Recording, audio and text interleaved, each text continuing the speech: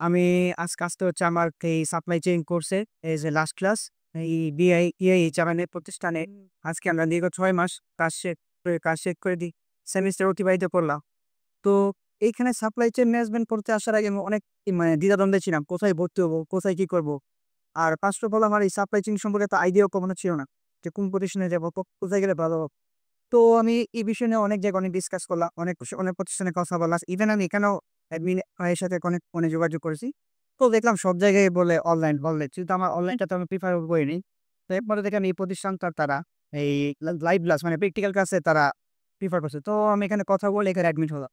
তো এখানে অ্যাডমিট হওয়ার পরে আস্তে আমি সাপ্লাই চেইন সম্পর্কে ডিপ কিছু জানতে পারলাম। আগে আমি কখনো সাপ্লাই চেইন বলতে মনে করতাম শুধু যে প্রকিউরমেন্ট আর পারচেজিং এতটুকুই। কিন্তু বাট এইখানে ভর্তি হওয়ার পর কোর্স করার পর আর এই সাপ্লাই চেইন যে একটা বিশাল কিছু, একটা লার্জ একটা সেক্টর সেটা সম্পর্কে আমি এখন আইডিয়া করতে পারছি। আমি এটা ইঞ্জিনিয়ারিং ব্যাকগ্রাউন্ডের ছেলে। আমি ইঞ্জিনিয়ারিং সেক্টরে জব করেছি। কিন্তু আমার তখন থেকে আস্তে আমার জব করার পর থেকেই ইন্টেনশন ছিল আমি সাপ্লাই চেইন সেক্টরে মুভ করব। তো যেহেতু আমি কিছুই বিষয় আমার নলেজ কম প্র্যাকটিক্যালি বা থিওরিটিক্যাল তো হিসেবে চিন্তা করছিলাম আমি সাপ্লাই চেইন কোর্সটা করি তারপরে আমি আমার জব সেক্টরের জন্য এপ্লাই করব। তো ইভেন থেকে আশা করি হয়তো আমার জন্য অনেক কিছু ডেভেলপ হইছে। জানি না আমি আমার লাইফে কতটুকু ইমপ্লিমেন্ট করতে পারবো। বাট আমি সাজেস্ট করব যারা সাপ্লাই চেইন সেক্টরে জব সেক্টরে আসার জন্য ইন্টারেস্ট বা এই সেক্টরে জব করতে চান, তাদের অবশ্যই কোর্সটা করা উচিত। এবং আমি আমার মানে যে প্রতিষ্ঠান থেকে কোর্সটা করছি সেই প্রতিষ্ঠানটা অবশ্যই সাজেস্ট করব যে আপনারা এখানে খোঁজ নিয়ে দেখতে পারেন।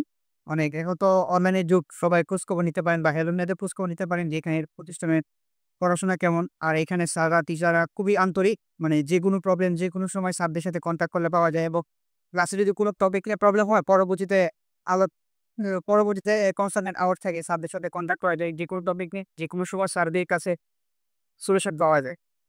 তো এই বলে আমি আমার বক্তব্য শেষ করছি। আশা করি ভালো থাকবেন সবাই। ধন্যবাদ।